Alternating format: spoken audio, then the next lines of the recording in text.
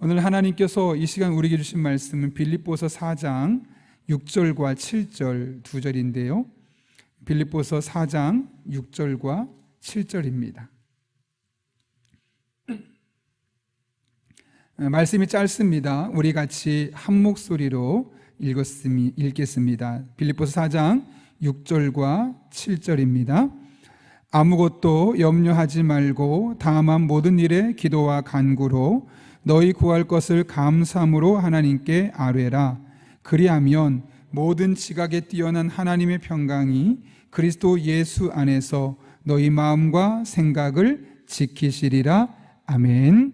이 시간은 신대리의 소공성 저자이신 이정현 대표님, 소공성의 기관의 대표신데요, 감사는 인생의 비밀입니다 라는 주제를 가지고 오늘 세미나를 진행하도록 하겠습니다. 우리 나오실 때 현장에서 또 온라인에서 크게 환영의 박수 부탁합니다. 모시겠습니다.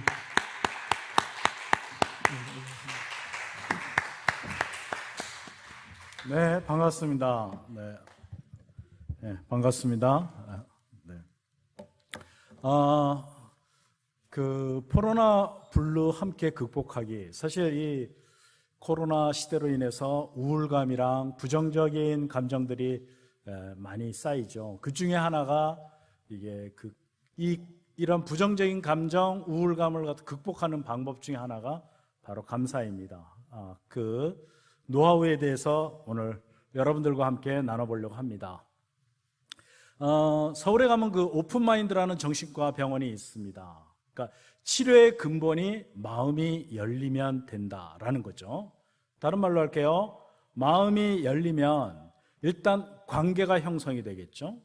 그리고 정신적으로 서로 이렇게 교통하게 되고, 그런 과정 속에서 치유가 일어나고 우리들의 마음도 지켜나갈 수 있다, 그렇게 이야기하고 있습니다. 저는 이 그 병원의 원장님을 개인적으로는 잘 모르지만 워낙 유명하신 분이라서 제가 잘 알고 있습니다.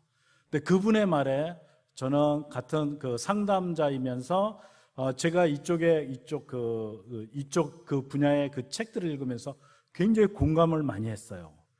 자, 그렇다면 이 코로나 시대에 우리들이 제일 먼저 해야 될 것은 무엇이냐? 마음을 한번 여는 훈련을 좀 한번 해보자 하는 거죠. 여러분들이 잘 알고 있을 겁니다. 생텍쥐베리의 어린 왕자. 저는 이게 고등학교 때부터 해서 한 서너 번 읽었던 것 같아요. 근데 여기에 나오는 내용 중에서 마음의 중요성에 대해서 잘 얘기하는 게 있습니다. 잘 보려면 마음으로 보아야 한다. 이게 잘 보려면 눈으로 보는 게 아니라 마음으로 보아야 한다. 가장 중요한 것은 눈에 보이지 않는다. 언뜻 제가 생각하기엔 그렇습니다. 보석이나 귀중품을 사람들이 잘 보이는 곳에 두지 않겠죠. 마찬가지입니다. 이게 다른 말로 얘기하면 이 이야기는 굉장히 눈에 보이지는 않지만 우리의 마음은 굉장히 중요하다라는 거죠. 그러니까 어찌 보면 코로나 블루를 극복하자 하는 얘기는 마음을 지키자 하는 말과 똑같은 말이라고 저는 생각합니다. 여러분들, 그러면 마음이 무엇입니까? 애매하죠. 저는 지금 전문 상담사이지만 대학 때는 제가 이공계열 공과 쪽을 나와가지고 이게 굉장히 애매한 걸 제가 싫어합니다. 이 수학적 머리가 있어서. 그래서 이 마음이 무엇이냐 해가지고 마음에 관련된 서적이나 또는 논문집들을 제가 다 찾아봤는데 마음을 정의한 학자는 이 세상에 아무도 없더라고요. 그런데 우리 인간들은 너무 지혜로워서 마음을 알아내는 방법은 찾아냈어요. 좀 이따가 제가 그것도 좀 알려드리도록 하겠습니다. 그러면 어떻게 하면 마음의 문을 열 수 있을까? 여기에 마음의 문에 대해서 이야기한 것이 독일의 철학자이자 신학자인 게오르그 헤겔이라는 분이 있어요.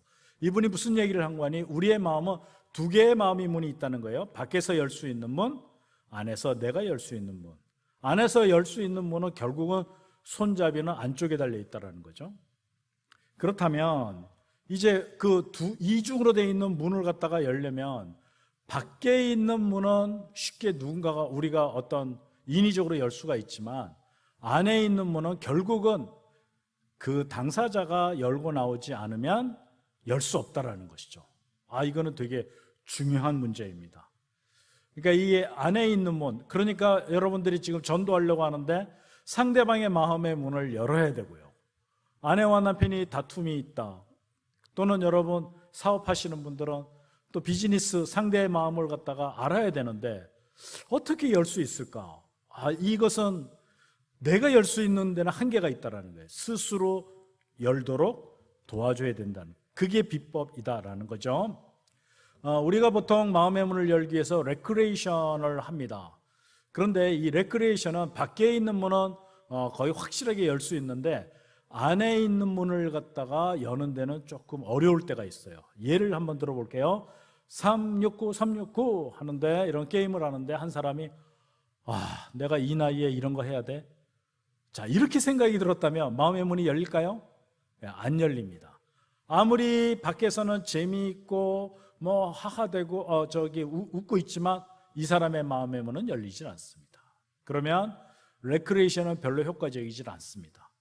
사실 제가 이제 지금 유튜브로 해서 좀 안타까운데, 제가 보통 이 강의를 하거나 이렇게 예배를 할 때는 질문을 합니다. 그리고 질문이 좀 답하고 하는데, 여러분들이 생각에 그러면 어떻게 하면 상대의 마음의 문을 열 수 있을까요? 여러분이 생각하는 상대의 마음의 문을 여는 노하우는 무엇일까요? 전문가들이 이야기하는 거 한 5가지로 이야기합니다. 관심과 배려, 존중. 누구를 배려해주고 존중해주면 그 사람이 조금 마음의 문을 열겠죠. 그 다음에 경청과 공감. 그 다음에 내가 먼저 마음의 문을 여는 거, 칭찬과 격려, 지지와 응원. 이 중에서 제가 제일 중요시하게 여기는 것은 바로 경청과 공감입니다. 여기에 대해서 오늘 살짝 여러분들에게 약간의 노하우를 좀 알려드리도록 하겠습니다. 자, 마음 나누기라는 게 있는데요. 제가 이 프로그램은 제가 만들었습니다. 근데 Good and Bad라고 제가 합니다. 혹시 여러분 지금 나눠주신 감정 카드 리스트, 거기 90개의 감정이 있습니다. 자, 그걸 보시고요. 그걸 보시고 거기서 한 주 동안 가장 강렬하게 느꼈던 감정 3개를 한번 골라보세요. 한 주간에 느꼈던 가장 강렬한 감정 3개. 이 중에는 긍정적인 감정도 있을 거고 부정적인 감정도 있을 겁니다. 근데 가리지 마시고요. 그냥 본인이 가장 강렬하게 느꼈다는 감정, 그 다음에 왜 그런 감정을 느꼈는지를 이야기하시면 됩니다. 이것이 마음 나누기입니다. 그러면 보통 한 3분이서 하면 한 5분에서 한 사람이 한 5분에서 10분 하면 한 10분에서 20분 정도. 이것은 구역 모임을 할 때도 좋고요.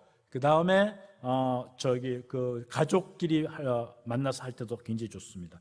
이거를 할 때 여러분들한테는 지금 제가 리스트를 줬지만 이게 감정 카드예요. 제가 만든 거예요. 미술 선생이랑 같이 이 그림을 만들었어요. 난처한 여유로. 근데 저 그림을 어떻게 테스트를 했는가 하니, 저희가 만들어서 유치원 다니는 6살 된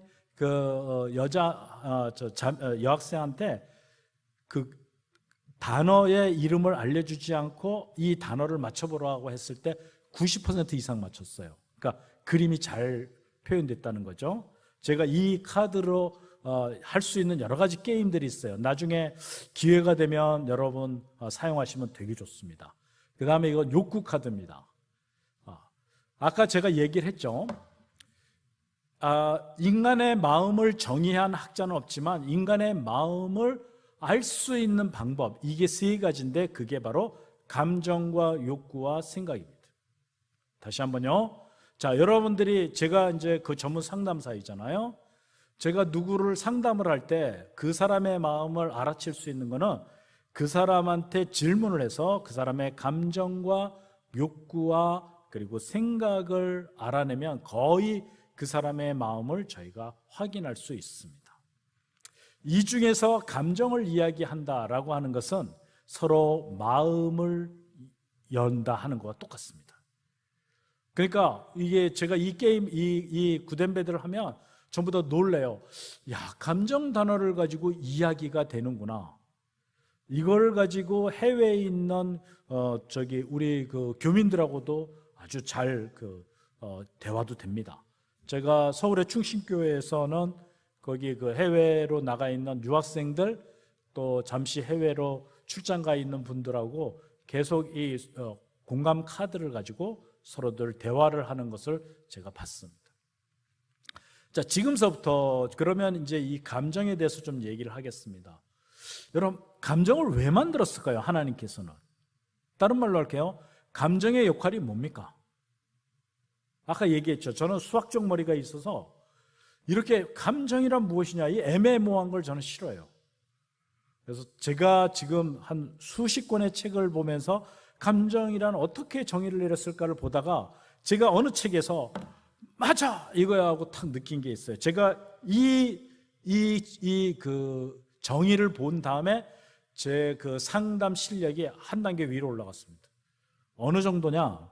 불안 때문에 교회를 한 3년 정도 상담실에 다니면서도 불안증을 해결을 하지 못한 어느 성도님이 이제는 조금 불안증이 심각해져 가지고 교회도 나갈 수 없을 정도.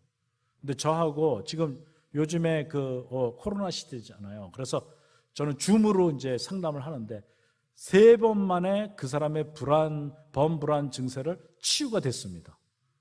정말 놀랍지 않아요? 이것이 제가 이 감정의 역할을 알고 난 다음부터예요.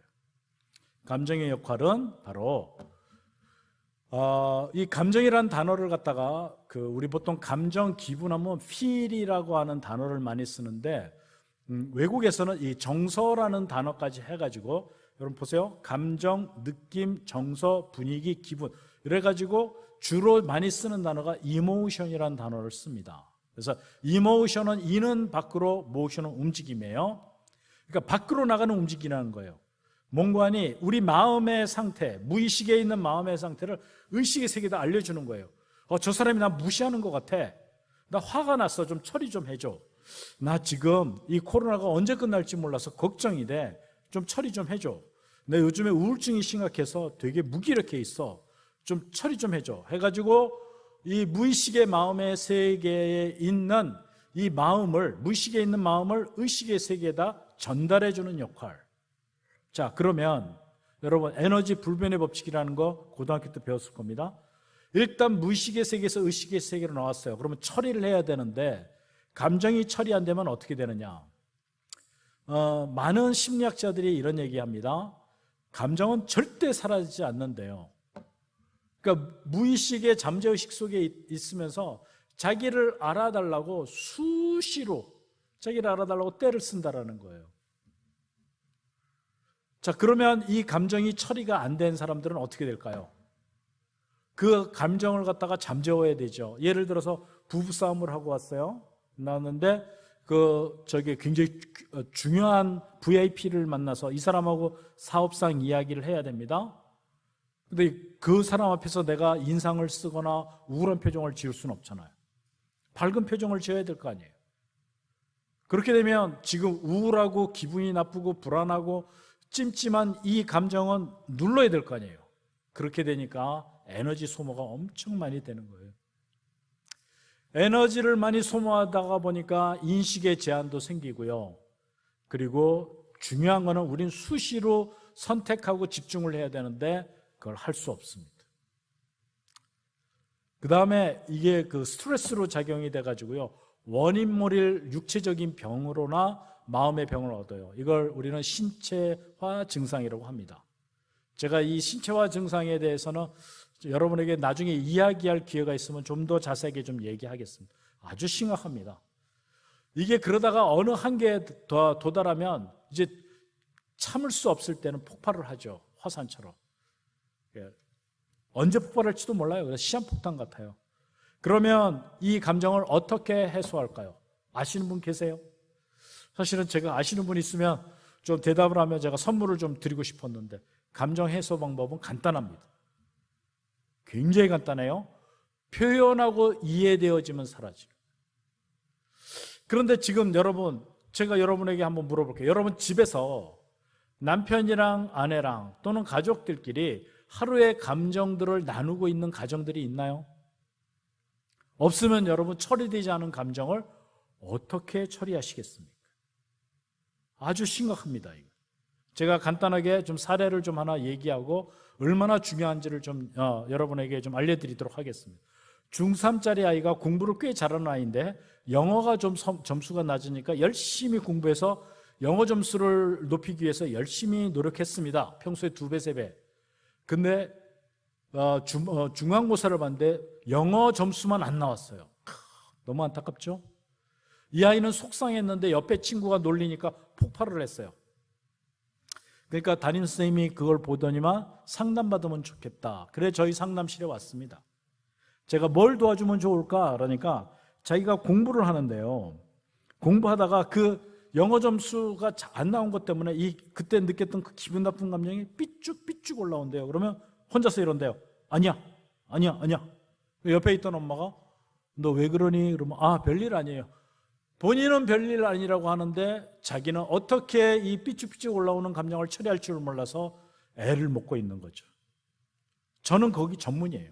제가 감정 해소하는 거는 제가 너무너무 잘해요. 특히 상처 치유, 마음의 치유는 제가 너무너무 잘합니다.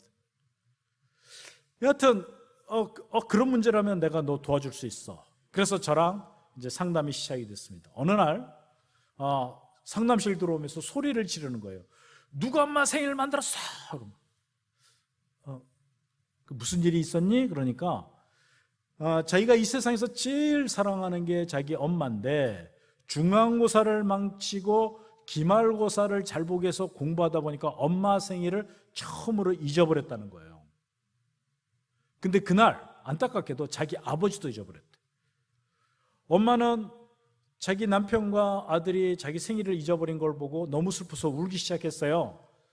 그런데 한 번도 생일 선물하지 않았던 자기 누나가 마침 그날 생일 선물을 사가지고 왔대요. 그것 때문에 엄마가 위로를 받았대요. 이때 자기 아버지가 우리 집에는 딸뿐이 없어 라는 이야기를 했다는 겁니다. 자, 이제 이렇게 안 좋은 여러분 사건을 겪었죠. 여기서 이제 안 좋은 감정들이 지금 이 아이한테는 지금 생겨 있습니다. 이것을 해소해 줘야 돼요. 그러니까 이걸 표현하고 공감하고 재해석을 해줘야 되는데 그 가정에서는 이런 대화가 일어나지 않으니까 이 아이는 이것 때문에 지금 힘들어하는 거예요. 만약에 이거를 처리하지 않는다 그러면 그게 마음의 상처로 남을 확률이 있습니다. 제가 여러분에게 물어볼게요. 여러분 13일 전에 먹었던 점심 기억나시는 분 있어요? 없을걸요? 근데 어떻게 13년 전에 있었던 사건은 마음의 상처는 기억을 하시나요? 이상하지 않아요? 불과 13일 전에 있었던 그 점심은 기억이 안 나는데 13년 전에 있었던 거 기억이 나요? 다른 말로 할게요. 13일 전에는 부정적인 감정이나 사건이 없었다는 거예요. 그냥 그 평상시대로 흘러간 거예요. 그런데 13년 전에는 그 사건과 더불어서 처리되지 않은 감정의 응어리, 이걸 촛물 효과라고 그래요. 여러분 초를 갖다 키면 촛농이 덕지덕지 붙어서 늘어붙잖아. 이것처럼 그 기분 나쁜 사건과 감정이 들어붙어서 이게 처리되지 않고 있는 상태, 이거를 우리 마음의 상처라고 정의하는 학자들이 있어요. 저는 그 말에 공감을 해요. 그러면 이 사건을 어떻게 처리하면 되느냐? 사건을 이야기하면서 그때 있었던 감정들을 하나하나 표현하게 하고 그것을 갖다가 공감해주고 재해석을 해주면 사라집니다. 제가 이와 같은 방법으로 그 아이가 왔을 때 감정카드 60장을 쭉 펼쳐놓고 너 엄마 그 생일 때 있었던 감정들을 한번 카드를 골라볼래 하니까 10몇 개를 고르는 것 같았어요. 그리고 왜 그런 감정을 느끼는지 하나하나 좀 설명 좀 해볼래? 그러니까 설명을 하더라고요.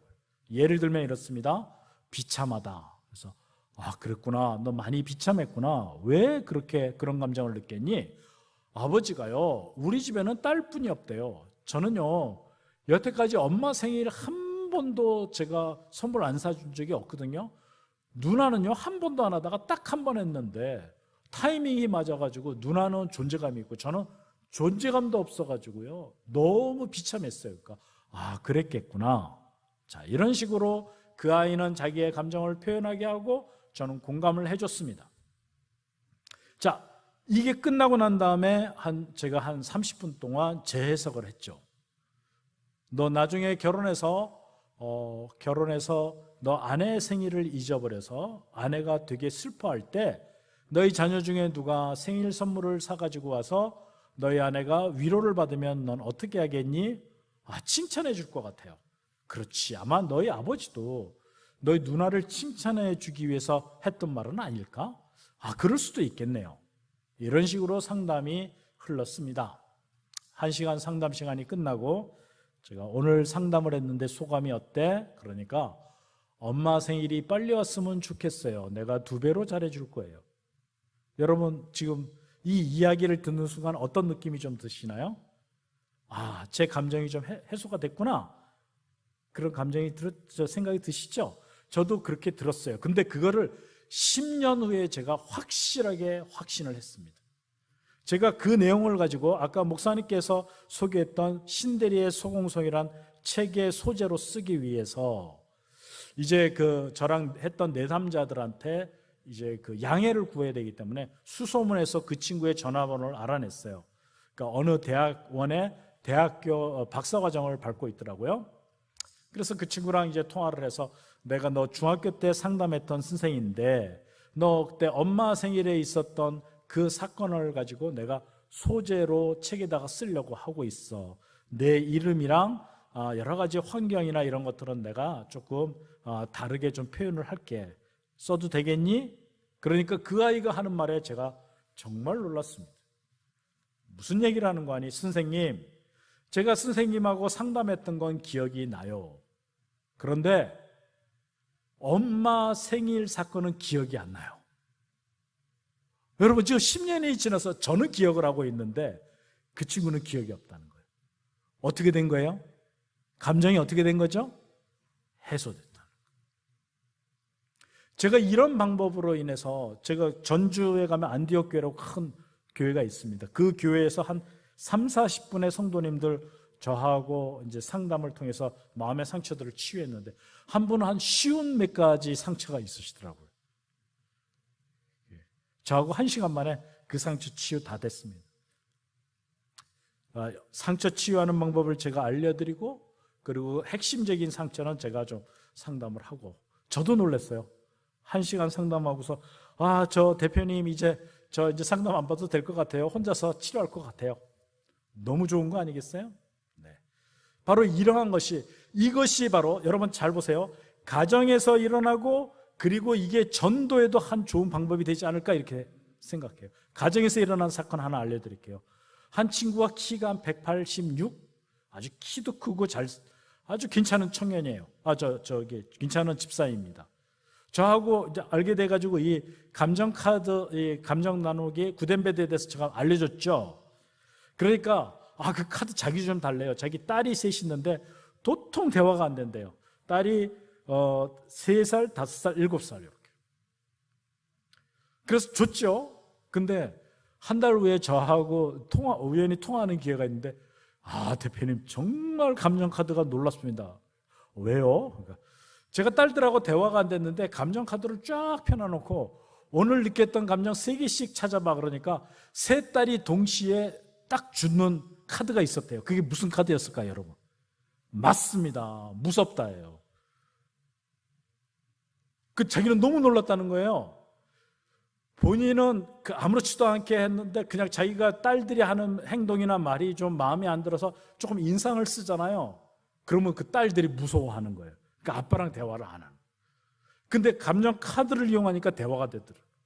이분이 그때부터 이제 거울을 보고 표정을 바꾸기 시작했어요. 그리고 요즘에는 딸들하고 너무 대화가 잘 돼요. 그래요. 그 다음에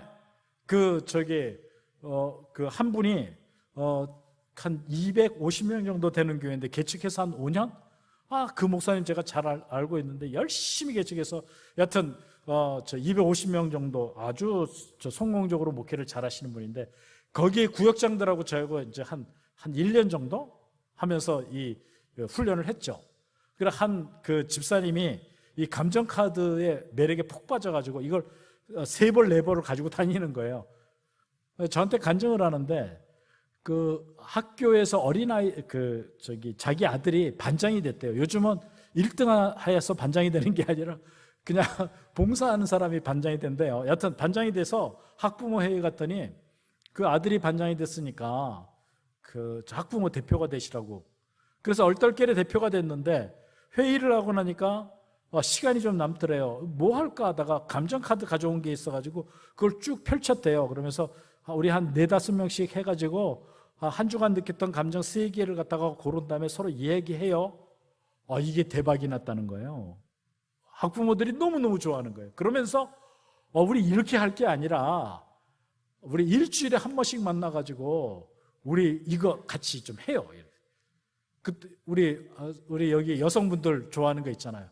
분위기 되는 카페에서 그 수다 서로 삶을 이야기하는 거. 근데 그 카드를 이용해 가지고 그리고 그거 다 끝나면 맛있는 맛집에 가서 식사하고 한 7명에서 10명 정도가 뭐 사정이 있어서 한 7, 8명씩 계속 나오는데요. 그중에 약 한 50%는 안 믿는 사람이래요. 이 집사님은 지금 전도 타켓이 연결점이 이제 생긴 거죠. 되게 이 감정 해소 방법도 되고 이 감정 카드를 이용한 이 구덴베드라고 하는 것은 정말 좋은 방법 중에 하나입니다. 여러분들이 이 감정 카드를 가지고 하는 워크숍만 20가지가 돼요. 이거를 한 20-30명 되는 소그룹에서도 하면 너무 재미있습니다. 나중에 기회가 되면 제가 좀 알려드리도록 하겠습니다. 하나 좀 물어보겠습니다. 2012년도에 UN 보고서 행복지수 1위인 나라 바로 이 나라입니다. 어느 나라인지 아시겠어요? 네, 글자는 3글자입니다. 네, 맞습니다. 덴마크입니다. 그때 우리나라는 몇 위였을까요? 아시는 분? 제가 20곡에 하겠습니다. 네, 70몇 위라고요? 네, 그거보다 조금 높습니다. 40몇 위라고요? 아니요, 그거보다는 조금 낮아요. 네, 맞습니다. 58위입니다. 58위. 우리나라는 58위, 2010년대 58위였다가 2017년대는 54위, 그 다음에는 56위 해서 계속 50위권에 맴돌고 있고요. 덴마크는 계속 10위권 안에 맴돌아요. 우리나라가 경제대국으로 하면은 전 세계 10위권 안에 드는 나라인데 왜 행복지수는 50위권에 머물러 있을까요? 그러면 덴마크를 갖다가 그 행복하게 한 이유는 무엇일까요? 그게 바로 공감 능력이라고 하는 겁니다. 공감 능력. 록산느 세프레비라고 하는 사람이 이런 얘기했어요. 공감 능력이 덴마크를 세상에서 가장 행복한 나라로 만들었다. 높은 수준의 공감 능력은 사회적 관계를 향상시키고 그것이 행복 지수의 상승 효과를 이뤘다. 제가 하나만 얘기해 줄게요. 제가 어느 날 아침에 일어났더니 아내가 무서운 눈초리로 저를 째려봤어요. 두렵고 떨렸습니다. 공손하게 아침밥 먹었습니다. 다 먹고 나니까 아내가 이제 기다렸다는 듯이 이렇게 얘기합니다. 당신이 싱크대에다 가르침 뱉었어? 순간적으로 가르침 때문에 아내가 화가 났구나.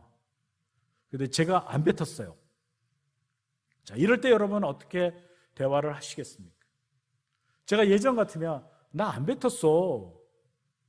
그거 왜 내가 뱉었다고 생각해? 왜 날 의심해? 아침에 출근하는 남편 속 뒤집어 놓으면 당신 기분 좋아? 이러고 둘이서 다퉜을 거예요.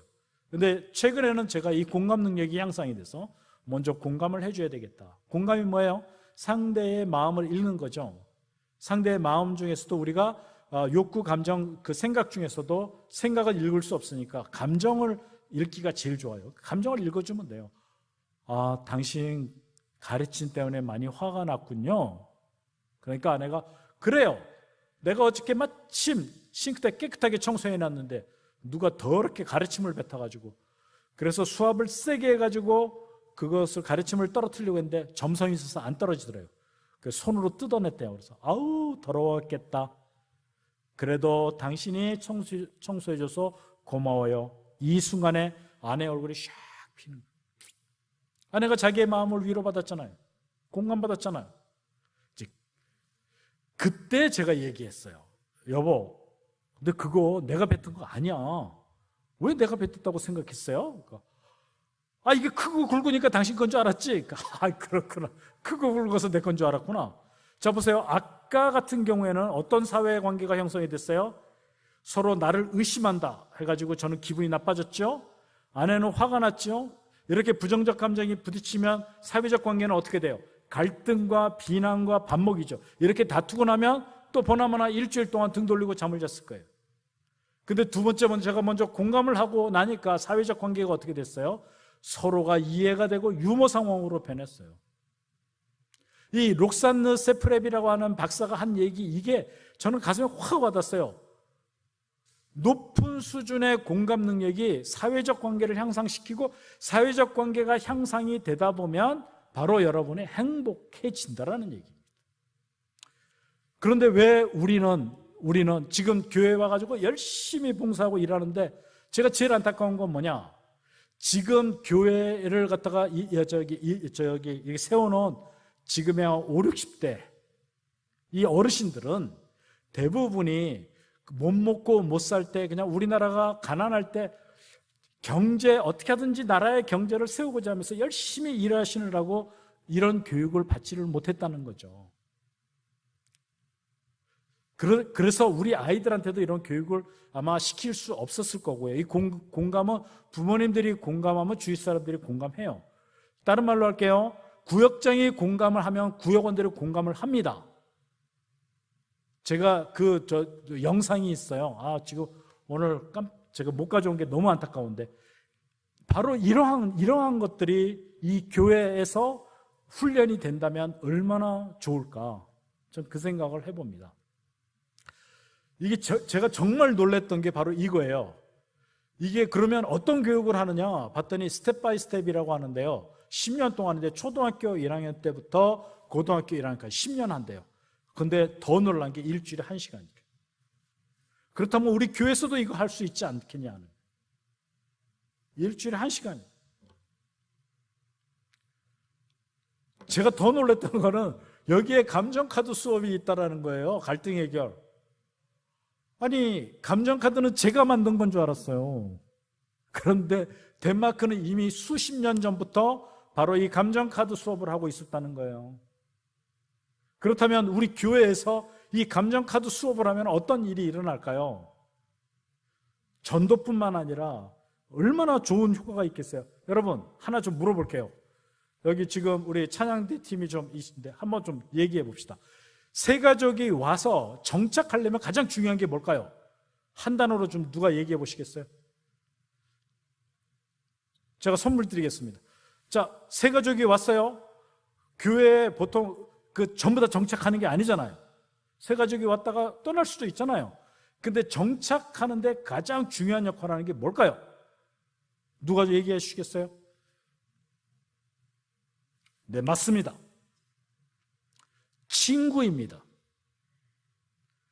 친구만 있으면, 그러니까 친밀감, 속에 있는 마음의 문을 열고 대화할 수 있는 사람이 있으면 안 떠난다라는 거예요.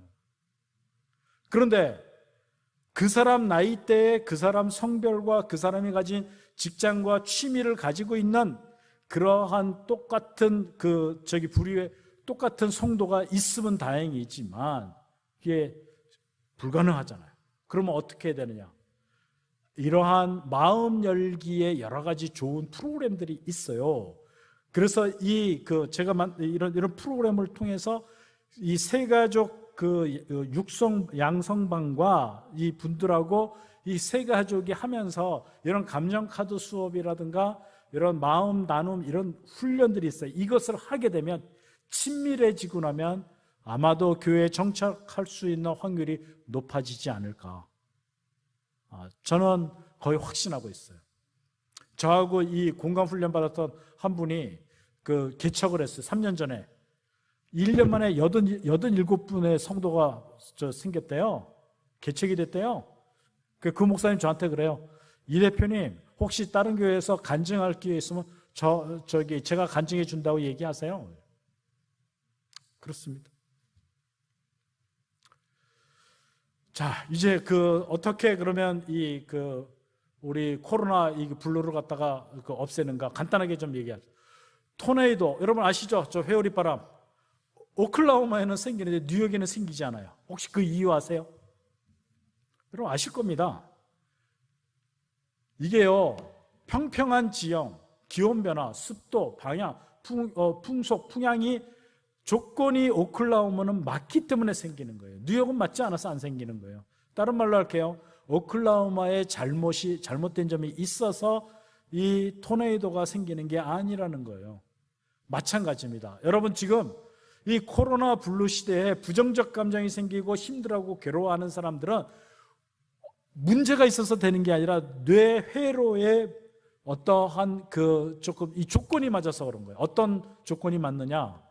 이게 습관회로, 기억회로, 관계회로, 스트레스 회로 중에 어느 일부분이 잘못되어서 여기에 대해서 제가 좀 더 자세하게 말씀드리도록 하겠습니다. 습관회로. 여러분이 이 습관에는 행동 습관과 마음 습관이 있는데 여러분들이 그 행동 습관, 운동이 부족한 경우, 그 다음에 여러분 식습관이 잘못된 경우, 게임이나 중독이 돼 있을 경우에 여러분들은 이 코로나 블루나 부정적 감정에 휩싸이기 쉬워요. 그 다음에 마음 습관이 있는데 마음 습관은 여기 나온 회피, 반추, 걱정, 부울, 분노 이런 것들은요 제가 하는 그 감정 조절 5회기 방법이 있어요. 정말 치유됩니다.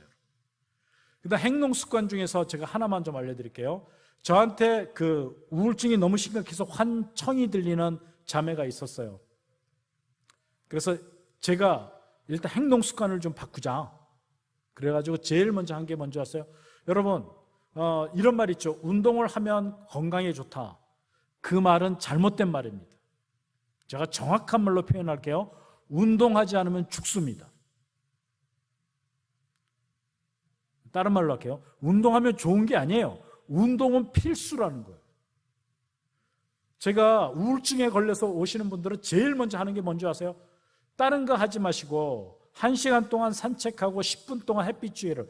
햇빛 쬐이면 우울증에 걸릴 때 세로토닌이라는 호르몬이 좀 적게 나오거든요. 그 햇빛을 쬐이면 세로토닌이 생성이 돼요. 우울증 치료제, 정신과에 가서 우울증 치료제를 하거든요. 이게 우리 뇌에 세로토닌 양을 증가시키는 약이에요. 근데 햇빛만 쬐이면 세로토닌이 생긴다니까요. 그래서 제가 제일 먼저 우울증 환자들, 지금 여러분들 그 코로나 블루 때문에 우울이나 무기력이나 힘든 사람이 있습니까? 다른 거 하지 않아도 됩니다. 1시간 정도 산책하면서 10분 정도 햇빛을 쬐이세요. 지금 여러분 얼굴에는 어떻게 보일지 모르겠어요. 제 얼굴이 많이 타지 않았나요? 아주 허옇지 않습니다. 저는 하루에 5km에서 10km 걷습니다. 지금 제가 걸은 것만 해도 한 2,000km는 될 것 같아요. 꾸준히 걷습니다, 저는. 네. 그 다음에 기억회로인데, 이 기억회로는 아까 얘기했잖아요. 마음에 상처가 있는 사람들은 이 우울증이나 아니면은 분노, 그 다음에 이런 것, 이 부정적 그 감정에 휩싸이기 쉬워요. 이런 사람들은 치료받으면 됩니다. 필요하신 분들은 저한테 연락하세요. 저 줌으로도 제가 상담 가능합니다. 네, 세 번째. 관계회로인데요. 인간의 욕구가 있어요. 소속감, 친밀감, 사랑에 대한 욕구가 있어요. 이거 굉장히 중요합니다. 제가 소속감에 대해서 하나 좀 얘기를 좀 할게요. 어느 사회학자가 한 아이가 되게 건강하고 공부도 잘하고 부유한 집안의 자녀였는데 갑자기 부모님이 이혼하는 바람에 이 아이가 방황하기 시작하면서 성적이 곤두박질 치면서 NRR 그룹, 즉 날라리 그룹 애들이랑 놀고 있는 거예요. 그래서 이 사회학자가 제가 왜 저럴까? 왜 저런 데 있을까 해가지고 조사했다가 그게 바로 소속감의 문제라는 걸 알게 됐습니다. 소속감이 얼마나 중요한 건가 제가 간단하게 좀 얘기할게요. 여러분 원시 시대로 한번 좀 돌아가 봅시다. 원시 시대에는 사람이 생존하는 방법이 두 가지 방법이 있었어요. 하나는 내가 건강해지거나 창이나 불 같은 무기를 가지고 있을 때, 이래야 이제 사나운 짐승이 대적할 수 있잖아요. 또 하나는 내가 몸이 약해도 괜찮아요. 무리 가운데 100명이 되는 무리 가운데 내가 있으니까 늑대 때 사자 때가 덤비지를 못하는 거예요. 이게 뭐냐? 소속감이라는 거예요. 내가 어떤 건강한 단체에 소속되어 있다라고 느껴지면 굉장히 안심이 되는 거예요. 다른 말로 할게요. 소속감이 없으면 죽음의 공포가 생기는 거예요. 그러니까 이 소속감이 얼마나 중요한지 아세요? 그래서 가정이 파괴됐을 때 그게 얼마나 무서운 건지 아세요? 그러면 가정이 파괴됐죠. 그러면 이 아이는 갈 데가 없으니까 학교에 가서 소속감 느끼려고 하죠. 근데 학교는 지금 어떤 단체입니까? 공부 잘하는 애들만 소속감 느껴요. 그러니까 얘는 NRR 그룹이라도 들어가서 소속감을, 즉 다른 말로 할게요, 죽음의 공포에서 살아남고 싶은 거예요. 그게 소속감입니다. 그런데 여러분 보세요. 우리나라에 현재 지금 제가 그 통계를 보니까 시도별 차이가 있지만 10가구당 3가구는 홀로 사는 가족이래요. 어디서 여러분 소속감을 느끼겠습니까? 또 전도에 제가 하나 여러분에게 빅뉴스를 알려드리겠습니다. 30년 전만 해도요, 어느 선교단체에서 조사한 건데, 전도협회에서 우리 30년 전만 해도 우리나라가 못 먹고 못 살 때만 해도 신에 대한 의존도, 신에 대한 욕구가 30% 정도 됐대요. 근데 지금은 3%도 안 된대요. 그러니까 교회 아니더라도 재미나는 거, 맛있는 거, 멋있고 하는 게 교회 밖에 세상에 얼마든지 있다는 거예요. 그러니까 전도하는 게 얼마나 힘든지 몰라요. 그런데 딱 하나 여러분이 지금 우리가 초점을 맞출 게 있어요. 지금 우리나라가 핵가족화가 되면서 소속감을 못 느끼는 가정은 의외로 많이 있을 수 있어요. 가족들이 만약에 대화가 안 된다 그러면 거기 분명히 소속감 못 느끼고 있어요. 이럴 때 소속감을 느끼게 해주는, 다른 말로 할게요, 마음 문을 여는 이런 좋은 프로그램을 교회에서 가지고 있다. 얼마나 전도가 잘 되겠습니까? 제가 그러한 그 프로그램들을 갖다가 이번에 한 2년 동안 임상을 해가지고 만들어진 게 있어요. 저는 지금 목사님들께 이 프로그램을 좀 배워서 교회에서 좀 적용해 보시라고 제가 강조를 하고 있습니다. 정말이에요.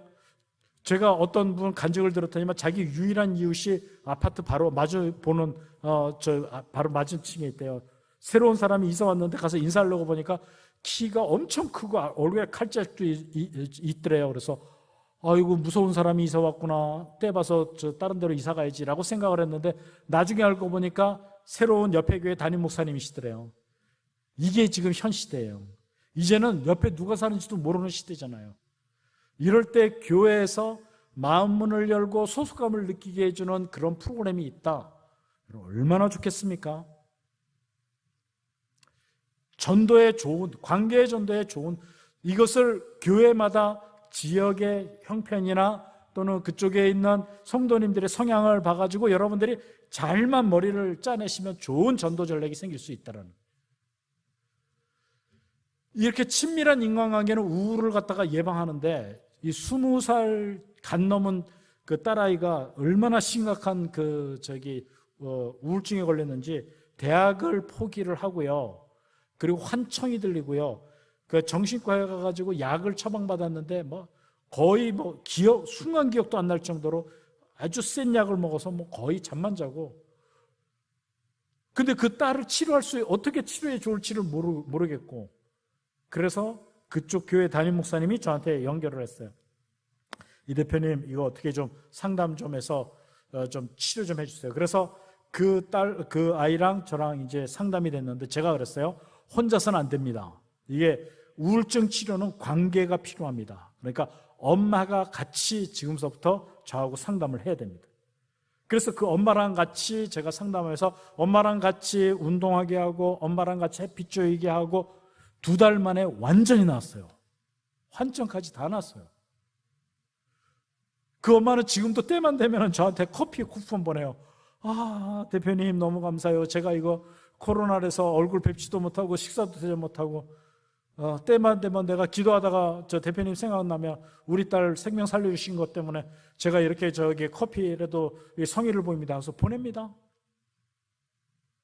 여기서 중요한 게 뭔가 하니 이게 관계 치료가 뭐가 중요한 거 아니요? 여러분들이 그래서 이 교회는 건강하게 이 감정 조절할 줄 알고 마음의 문을 열 수 있는 그런 팀들이 좀 있으면 좋겠어요. 그러면 교회 오시는 분들이 좋은 친밀한 관계만 형성이 되면 교회 정착률이 높아지고 교회가 건강해질 수 있어요. 그리고 여러분들 중에서 진짜 공감 잘하는 사람이 있으면 그 주변은 전부 다 공감 잘해요.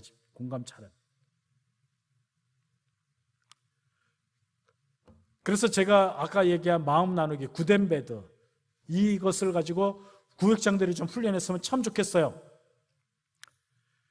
그 다음에 스트레스 해로. 여러분, 살아가는 자체가 스트레스 아닙니까? 여러분, 인간관계에서 스트레스 안 받는 사람이 있어요? 돈 때문에 스트레스 안 받는 사람이 있어요? 육아 때문에 스트레스 안 받는 사람이 있어요? 하나 물어볼게요. 스트레스 없이 하루를 지난 적이 있나요? 불편하지 않고 지난 사람이 있어요? 걱정 없이 지난 사람이 있어요? 없죠. 그러니까 우리 사는 것 자체가 스트레스예요. 그러니까 스트레스는 현실이에요. 제가 중요한 건 제가 이제 내담자들이 오지요. 저는 그 스트레스를 갖다가 스트레스 없다라고 얘기하지 않아요. 스트레스를 인정하라라고. 삶이 스트레스예요. 그러면 어떤 방법이 있느냐? 결국은 스트레스를 어떻게 극복하느냐? 이게 굉장히 좋은 게 말씀과 기도로 우리가 하나님의 성령님의 도우심으로 여러분들이 충분히 스트레스를 극복할 수 있어요. 근데 이거는 신앙 좋은 사람들한테는 해당이 돼요. 근데 신앙이 약한 사람들, 또 주위에서 연약한 사람들, 이런 사람들한테는 결국은 여러분들이 도와주셔야 된다는 거예요. 그리고 좋은 인지치료 방법, 교육 방법도 좋습니다. 그래서 교회에서는 제가 생각하는 거 그래요. 예배, 기도, 말씀 아주 중요하죠. 이 외에도 우리 삶을 풍성하게 하는 좋은 교육들은 필요로 하지 않을까. 그게 제 생각입니다. 스트레스 해소로 바꾸는 거예요. 바이오 피드백이 뭐냐? 여러분, 건강할 때, 뇌가 건강할 때 나타나는 현상이 3개가 있어요. 첫째, 긍정적인 말을 하고요. 얼굴 표정이 밝고요. 걸을 때 활기찹니다. 그런데 정말 놀라운 건 이걸 역으로 해도 인정이 된다는 거예요. 예를 들어서 내가 막 힘들고 괴롭고 고통스럽고 우울하고 무기력해도 일부러라도 씩씩하게 걷고 가슴을 펴고 그 다음에 웃고 긍정적인 말을 하면 뇌가 건강해진다는 거예요. 이게 바이오 피드백이에요. 그러니까 이 바이오 피드백과 그 다음에 감사와 회복 탄력성 향상, 자존감 향상, 인지치료 이런 것들은 다 하면 좋은데 이 중에서 오늘 여러분들에게 제가 강조해서 알려드릴 것이 바로 감사입니다. 일단 여러분들 코로나 블루에 빠지게 되면 이게 하나가 빠지면 점점점 나빠져가지고 모든 기능들이 점점 나빠져요. 근데 반가운 소식이 있어요. 이 회로 중에서 하나만 여러분들이 고쳐도 굉장히 긍정적인 큰 효과가 있다는 거예요. 그러면 아까 얘기해서 산책하고 햇빛 쬐기만 해도 되고요. 그 다음에 여러분들이 그 굳은 배도 좋은 광교 회로를 형성해도 되고요. 그 다음에 감사해도 되고요. 다 하면 더 좋아요. 그래서 제가 상담할 때는 이 우울증 상담할 때는 이걸 다 할 수 있도록 도와줘요. 저도 놀랐어요. 우울증이 그렇게 심각한 청년이 저하고 해서 물론 여러 가지 도움이 있었지만 2개월 만에 환청까지 완전히 치료가 됐다. 지금은 데이트도 한대요. 엄마가 얼마나 좋아하는지 몰라요. 자, 감사. 빌립보서 4장 6절에 7절 말씀. 이게 지금 저는 이 말씀은 다른 성경식으로 이 말씀은 제가 항상 외우고 다녀요. 아무것도 염려하지 말고 지금 새로 개역 개정은 다만인데 옛날에는 오직이었었어요. 아무것도 염려하지 말고 오직 모든 일에 기도와 간구로 너희 구할 것을 감사함으로 하나님께 아뢰라. 그리하면 모든 지각에 뛰어나신 하나님의 평강이 너희 마음과 생각을 지키시라. 너무너무 좋은 말씀. 이것은 이미 성경에 있어요. 이것을 갖다가 제가 여러분들에게 그 생리학적으로 심리학적으로 제가 좀 설명을 해드릴게요. 일단 부정적 감정을 밀어내요. 그러면 하나 물어볼게요. 어떻게 감사가 부정적 감정을 갖다가 무너뜨리는 아주 막강한 해결책이 될까요? 해독제가 될까요? 왜 그래요? 이것은 삶의 조건에 관계없기 때문에 그렇습니다. 삶의 조건에 관계없이 항상 가난하고 힘들어도 산들바람에 감사하는 거, 이게 감사하잖아요. 감사라는 건 조건에 관계없잖아요. 그러니까 코로나 블루로 인해 가지고 지금 모든 것이 힘들고 어려워도 이 조건과 관계없이 우리는 감사하게 되면 이게 부정적 회로가 부정적 감정이 물리칠 수 있다라는 거죠. 여러분 이 얘기 들었어요? 인터넷에 좀 떠돌아다니는데 아마 보신 분 있을 거예요. 94살 된 프랑스 노인이 코로나19에 걸렸어요. 그래가지고 병원에서 산소 마스크를 하루 동안 썼었대요. 많이 호전이 됐대요. 근데 산소 호흡기 사용료가 바로 50만 프랑, 560만 원이래요. 그렇기 때문에 이 노인이 눈물을 흘리더래요. 의사는 돈 때문에 그러는가 해가지고는 어르신 돈은 있다가도 없는 건데 좀 진정 좀 하시죠. 이랬더니만 그 할아버지 하는 얘기가 아니요, 나는 돈은 충분히 있어요. 50만 프랑 정도는 얼마든지 낼 수 있습니다. 내가 왜 눈물을 흘리는 거 아니? 하루에 50만 프랑인데 나는 일생을 하나님이 제공한 산소를 마셨는데 감사하지 못했다는 거예요. 내가 하나님의 은혜를 모르고 지냈다는 것 자체가 지금까지 내가 이제서야 깨달았다는 게 너무 안타까워서 눈물을 흘립니다. 여러분은 어떻습니까? 여러분은 지금도 하루에 50만 프랑을 갖다가 주시고 계시는 하나님께 감사하고 계시지 않나요? 네? 저희가 어렸을 때는 물을 갖다가 돈 주고 사 먹는 거 생각이나 했어요. 누가 그거 언제나 그런 일이 있을까? 근데 요즘은 어때요? 전부 물 사 먹잖아요. 자살 가능성이 없습니다. 이게 제일 여러분들이 주위에 꼭 기억하셔야 돼요. 우울증, 코로나 블루로 힘들어하는 사람들은 이 우울증 환자는요, 생각을 실천으로 옮깁니다. 제일 자살 많이 하는 사람이 우울증 환자예요. 아주 조심해야 돼요. 그래서 제가 이 우울증 환자를 갖다 상담할 때는 제일 먼저 하는 게 있어요. 제일 먼저 하는 게 감사 제목을 찾으라는 거예요.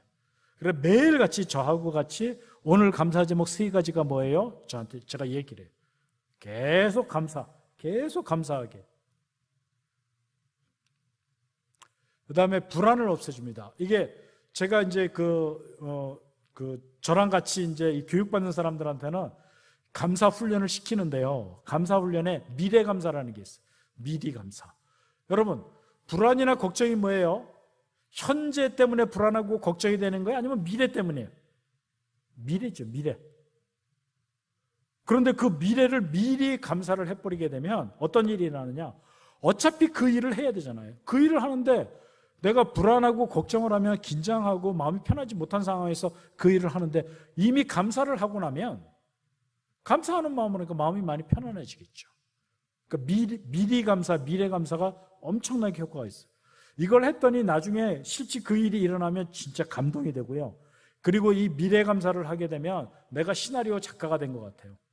내가 내 인생 그래프로 인생의 시나리오를 막 이게 해피엔딩으로 막 고쳐나가는 것 같은 느낌이 듭니다. 그래서 이 감사 표현할 때 노하우 중에 하나가 미래 감사하는 법을 배우셔야 돼요. 아주 좋습니다. 그 다음에 건강한 몸과 마음을 만든대요. 스위스 연구팀이 한 1000명을 대상으로 했는데 이 고마운 마음을 갖다가 잘 표현하는 사람이 신체적으로, 심리적으로 건강했을 뿐만 아니라 그리고 건강에 유익한 활동에 많이 참여하더라는 거죠. 그 다음에 사회적 지지를 얻어요. 이게 보세요. 감사를 하게 되면 참가자들의 삶을 질을 높일 뿐만 아니라 낙천적이 되는데 실질적으로 이랬어요. 저는 감사 훈련할 때 3번 감사합니다를 하라고 해요. 이제 글을 쓸 때 하나님 오늘의 일용할 양식을 주셔서 감사합니다, 감사합니다, 감사합니다. 왜 3가지냐? 첫 번째 하나님께 감사. 두 번째 이렇게 감사할 수 있도록 만들어 도와준 환경이나 사람들. 그 다음에 실제 감사 제목. 예를 들어 볼게요. 하나님, 우리가 식기도를 하잖아요. 하나님, 이렇게 맛있는 음식을 주셔서 감사합니다라고 감사했죠. 그러면, 자, 하나님께 감사하면서 이 음식을 만들어준 농부나 또는 자본, 어부, 가공업체, 그 다음에 유통업자, 그 다음에 그 음식을 조리한 그 아내, 이 사람들한테 다 감사가 되는 거예요. 이렇게 감사를 하다가 보니까 주위에 있는 모든 것들이 굉장히 긴밀해지고 고마운 거예요. 저는 그래요. 물론 제가 필요로 해서 교회에서 이제 초청해서 제가 가서 강의를 하지만 저는 초청해 주신 분들한테도 굉장히 감사해요. 하나님께도 감사하고 저를 초청해 주신 교회나 단체에도 감사를 하고 그리고 또 거기에 할 수 있도록 이 강의를 하러 나가는 제 자신에게도 감사하고 이렇게 되다 보면 어떤 공동체 의식이 생기고 건강한 사회가 만들어지지 않겠어요? 왜냐하면 내 주위에 있는 사람들이 다 감사하는 사람들인데.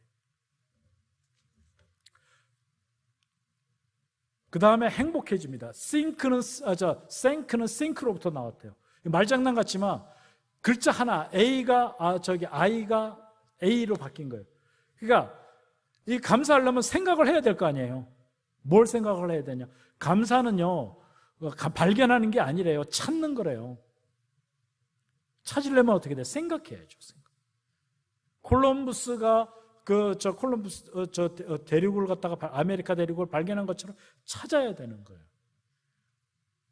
어느 철학자가 그랬어요. 이게 에픽테투스라고 하는 철학자예요. 세상은 있는 그대로 존재하는 게 아니라 보는 그대로 존재한대요. 여러분 제 말에 동의하시죠? 그러니까 내가 어떻게 생각하느냐에 따라서 아름답냐 아름답지 않냐 하는 거예요.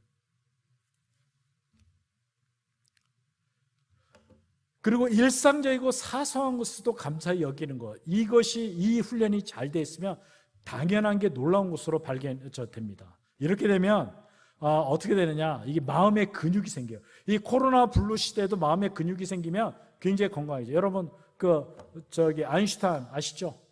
아인슈타인이 이런 얘기했어요. 인생을 살아가는 방법이 두 가지가 있대요. 하나, 아무 기적도 없는 것처럼 사는 거. 그 다음에 또 다른 하나는 모든 것이 기적인 것처럼 사는 거. 아인슈타인은 어느 걸 택했을까요? 두 번째 걸 택했습니다. 자기는 모든 것이 기적이래요. 그러니까 사소하고 당연한 게 없어요. 제가 어느 논문집을 이만한 걸 한 600페이지 되는 걸 읽었는데 그 결론이 뭔지 아세요? 세상에 당연한 건 없다 이겁니다. 너무 중요한 겁니다. 세상에 당연한 건 없다. 오늘 제가 교회로 왔어요. 그러니까 교회에서 응접실에서 이게 차랑 맛있는 과자랑 과일이랑 이렇게 아주 예쁘게 세팅했더라고요. 제가 그거 너무 아름다워서 지금 사진으로 찍었어요. 전 감사해요. 이 교회도 감사하지만 이것을 준비해 주신 그분, 그 간사님께 너무너무 감사합니다. 그러니까 이게 당연한 게 세상에는 없는 거예요. 그 다음에 자존감을 향상. 자존감이 뭐예요? 내가 나를 어떻게 바라보느냐, 내가 나와 어떻게 관계를 맺느냐 하는 거죠. 보세요. 자존감의 네 가지 요소 중에 자신감이 있어요. 자신감이 뭐예요? 내가 나를 믿는 거죠. 내가 못 믿으면 불신이 되고 열등감이 생기고, 믿으니까 자신감. 그러니까 나와 관계하는 방법이에요. 그 다음에 자아 존중감 뭐예요? 나를 얼마나 사랑하느냐. 자아 정체감. 이것은 나를 어떻게 생각하느냐. 나의 정체성이 뭐냐. 나는 어떤 목적을 가지고 인생을 살아가느냐. 나는 어떻게 하나님께 영광 돌리느냐. 이런 거죠. 그 다음에 하나가 소속감. 내가 얼마나 가치 있고 사랑받는 존재인지를 깨닫는 거죠. 이 네 가지가 자존감의 네 가지 요소인데, 여기서 이 감사라고 하는 것은 나 자신을 어떻게 봅니까? 내가 감사하는 사람으로 긍정적으로 나를 바라보죠. 그러니까 어떻게 돼요? 자존감이 올라갈 수뿐이 없죠. 나를 긍정적으로 바라보잖아요. 그 다음에 성공적인 삶을 살아갑니다. 오프라 윈프리, 토크쇼의 여왕이죠. 오프라 윈프리는 하루에 매일같이 일어나면 감사 제목 3가지를 쓴대요. 정말 놀랐습니다. 그러니까 이게 성공한 사람들의 인생을 분석하는 어느 학자가 있는데, 이 사람들의 이야기는, 인생의 이야기가 성공한 이야기가 아니래요. 감사 이야기라는 거예요. 혹시 여러분 지금 감사하고 있습니까? 그러면 여러분 성공합니다. 행복해집니다. 결론을 얘기해. 감사는 인생의 시크릿, 비밀입니다. 어떤 비밀이냐? 끌어당김의 비밀인데, 어디로 끌어당기느냐? 바로 성공과 행복의 방법으로 끌어당긴다는 거예요. 자, 여러분 성공하고 싶죠? 행복하고 싶죠? 그러면 지금 뭘 해야 되느냐? 감사하셔야 돼요. 코로나 블루 시대에 여러 가지, 마지막 제가 여러분에게 제시할 수 있는 거 여러 가지 많이 방법들이 있어요. 그 중에서 여러분이 할 수 있는 거 3가지를 제가 여러분에게 지금 권면합니다. 운동을 하십시오. 산책과 햇빛 쬐기. 이렇게 되면 여러분 습관회로가 고쳐집니다. 그 다음에 관계회로를 위해서 마음 나온 굳은 배들을 계속 하시고요. 그 다음에 날마다 모든 일에 감사하십시오. 자, 빌립보서 4장 6절 말씀, 아무것도 염려하지 말고 다만 모든 일에 기도와 간구로 너희 구할 것을 감사함으로 하나님께 아뢰라. 그리하면 모든 지각에 뛰어나신 하나님의 평강이 너희 마음과 생각을 지키시리라. 저는 이 말이 너무너무 좋아요. 여러분들도 이 말을 붙들고 이 코로나 블루를 가볍게 좀 극복해 나가시기를 권합니다.